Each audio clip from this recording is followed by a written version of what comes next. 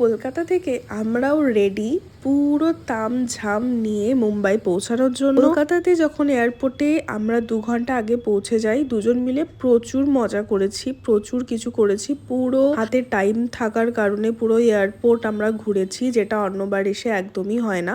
তো ফাইনালি আমরা প্লেনের কাছে পৌঁছে গেছি, আর গিয়ে দেখছি বেশ কিছু জন আগে অলরেডি উঠে গেছে। আমরা প্রায় শেষের দিকেই ছিলাম।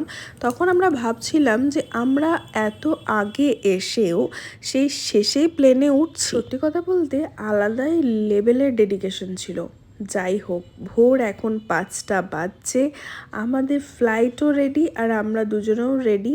কিছুক্ষণ পর ফ্লাইট আমাদের ছেড়ে দিল। যখন ফ্লাইটটা উপর দিকে ওঠে আমার ভীষণ ভয় লাগে, তাই সেই ভিডিওর ক্লিপসটা আমার জন্য নেই। যখনই প্লেন স্টার্ট করলো আমি ফোন বন্ধ করে আমার ব্যাগে রেখে দিয়েছিলাম। কিছু ছোট ছোট ক্লিপস এখানে অ্যাটাচ করেছি, বাকি টোটাল ক্লিপটাই কিন্তু এখানে রিটো নিয়েছে।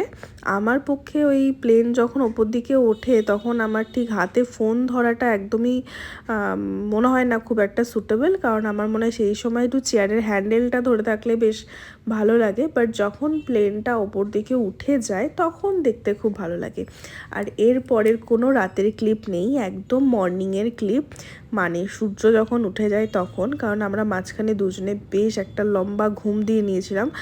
আর তারপরে আমাদের চোখ মুখের অবস্থা দেখে বুঝতে পারছো যে আমরা কতটা ঘুমিয়েছি। কিছুক্ষণ পরেই আমরা বুঝতে পারছি যে মুম্বাই ঢুকে গেছে।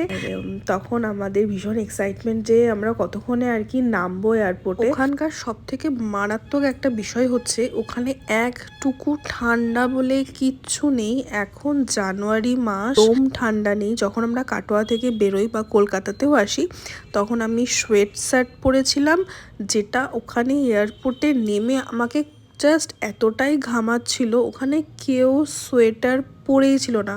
আর যাদেরকে ভিডিওতে দেখছো সোয়েটার পরে, তারা অন্য কোনো স্টেট থেকে তারা এসেছে, তাই জন্যই তারা মানে সোয়েটার পরে আছে। ওখানকার প্রপার লোকাল যারা আছে তারা কেউ সোয়েটার। ভীষণ ভীষণ গরম, মানে এত গরম সেটা ভাবনার বাইরে।